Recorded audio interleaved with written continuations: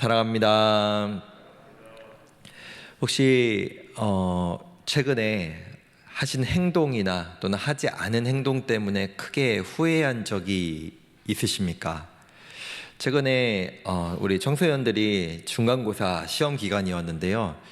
아마도 청소년들 중에 이런 후회를 많이 하는 친구들이 있는 것 같습니다. 그때 내가 3번을 5번으로 고치지 말았어야 했는데 왜 고쳐가지고 그걸 더 틀렸을까? 맞는 답을 썼는데 이런 후회들이 우리가 살면서 아마도 자꾸 떠오르고 내가 왜 그렇게 했을까? 내가 그때 그렇게 하지 말았어야 했는데 라는 생각이 들곤 합니다.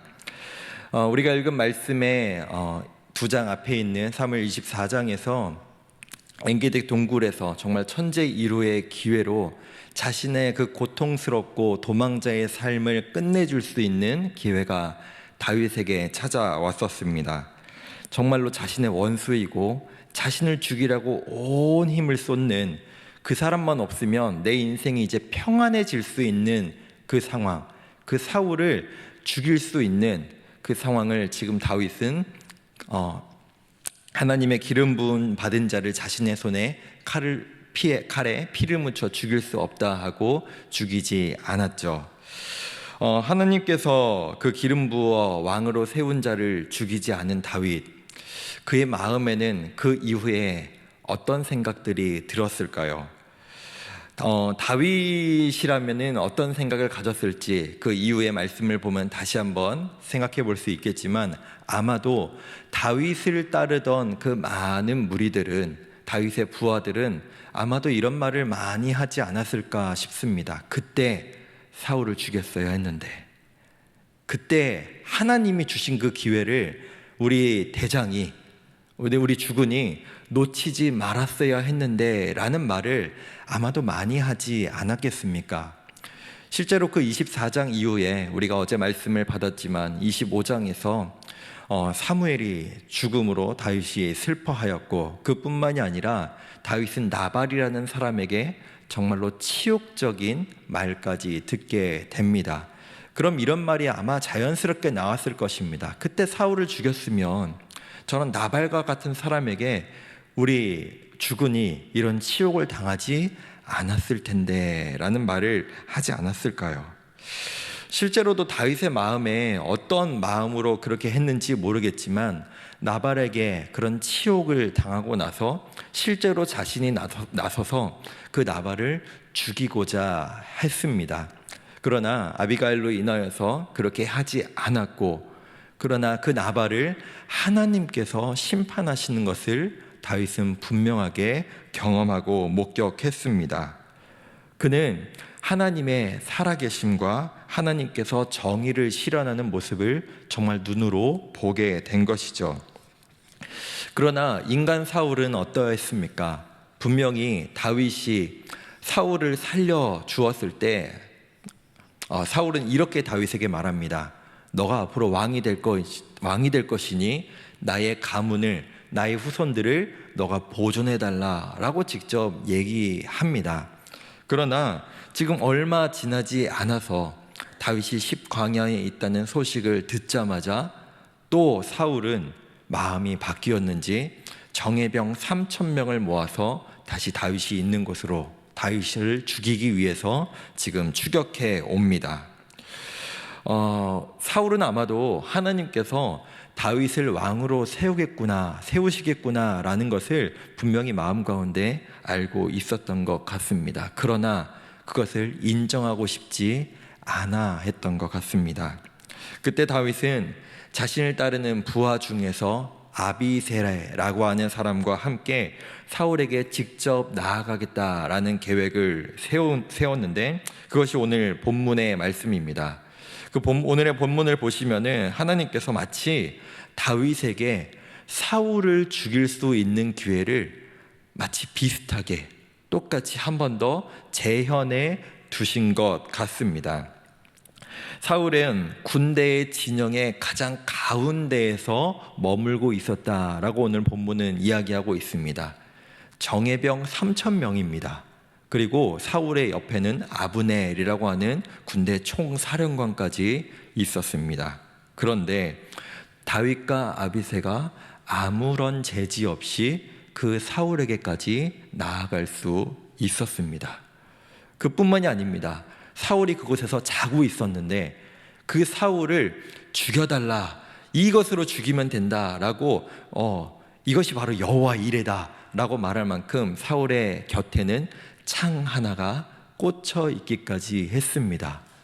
여기서 이런 마음이 들지 않았겠습니까? 이것이야말로 진짜 하나님께서 나에게 주신 기회구나 라고 말입니다. 지난번에는 엔게디 동굴에서는 내가 기회를 놓쳤지만, 그리고 많은 사람들이 이런 생각을 하지 않았을까요? 2번이나 기회를 놓쳐서는 안 된다라고 말입니다.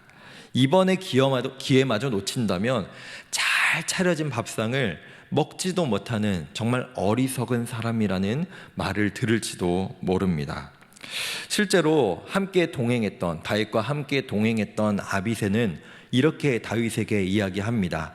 자신의 주군의 마음을 정말로 잘 알았기 때문일까요? 왕이시여, 나의 주군이시여, 당신의 손에 피를 묻힐 필요가 없습니다. 저에게 명령만 하시면 제가 이 창으로 2번 할 것도 없이 한 번에 이 사울을 죽여버리겠습니다 라고까지 말합니다. 모든 것이 다 준비되어 있습니다. 함부로 하나님의 기름 부음 받은 왕인 사울을 죽이지 못하는 이 다윗, 자신의 손에 피를 묻힐 필요도 없이 자신의 부하가 자신의 마음을 알고 내가 죽이겠다라고까지 말하고 있는 상황입니다. 얼마나 이렇게 충성스러운 부하가 곁에 있고, 또 다윗의 입장에서는 한 번도 아닌 2번이나 이렇게 사울을 죽일 수 있는 기회가 찾아왔는데 인간된 입장에서 어찌 흔들리지 않을 수 있을까요? 심지어 하나님께서 기름 부으신 왕을 내 손으로 죽이지 않아도 되는 명분까지 찾을 수 있습니다. 그리고 사울을 생각해 봤을 때 나는 분명히 사울을 한 번 살려준 적이 있다. 그런데 저 사울이 자신이 한 말을 잊어버리고 또 나를 죽이러 왔으니 나는 저 사울을 죽일 수밖에 없었다라고 하는 핑계도 충분히 될 수 있었습니다. 그러나 다윗은 오늘 자신의 충성스러운 부하가 하나님 앞에 죄를 짓는 행위를 하도록 두지 않습니다. 그뿐만이 아니라 이렇게 말하죠. 여호와의 살아계심을 두고 맹세하노니. 다윗에게 있어서 하나님이라는 그분의 존재는 그저 자신의 명분을 세워줄, 자신을 앞으로 왕으로 세워줄 장식품에 불과하지 않았습니다. 다윗은 정말로 하나님을 사랑했고 하나님의 주권을 인정하고 믿었습니다. 그러면서 이렇게 말하죠. 내가 굳이 죽이지 않아도, 아비새 너가 죽이지 않아도 하나님께서 분명히 저 사울을 심판하실 것이다 라는 하나님의 주권을 분명하게 인정하는, 내 스스로 무엇인가를 하지 않겠다는 이 고백이 다윗에게서 나타남을 우리는 볼 수 있습니다.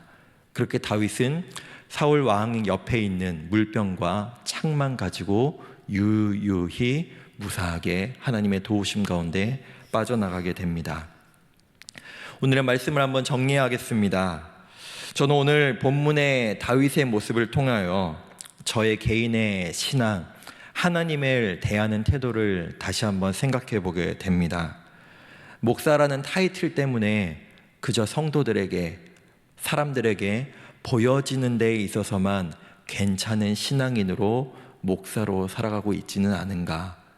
그 마음 가운데 정말로 하나님을 존중하고 하나님 앞에 나의 마음을 드리려는 그 순종의 마음이 내 마음 가운데 있는가라는 생각을 해보게 됩니다. 정말로 하나님께서 그 모든 것을 주관하실 것이니 하나님께 맡기고 나는 하지 않겠다, 내가 굳이 그런 악한 행위를 하지 않겠다라고 하는 그런 모습이 나의 가운데 있나라고 돌아보게 됩니다. 사랑하는 성도 여러분, 오늘 본문에 나오는 이 다윗의 이 고백이 이 다윗의 행동이 하나님께 모든 것을 맡겨드리는 이 신앙 고백이 우리의 삶에 있기를 간절히 소망합니다. 우리가 정말로 유혹이 되고 우리가 정말로 어렵고 정말 순종하기 어려운 상황에서도 내가 하는 것이 아니라 하나님이 하실 것입니다. 하나님이 내 인생을 주관하시고 인도하실 것입니다 라는 그 고백을 가지고 내 생각, 내 판단으로 합리화하는 인생이 아닌 하나님 앞에 우리의 신앙을, 우리의 신앙 고백을 온전히 올려드릴 수 있는 저와 우리 모든 성도님들 되시기를 간절히 소망하고 축복합니다. 기도하시겠습니다.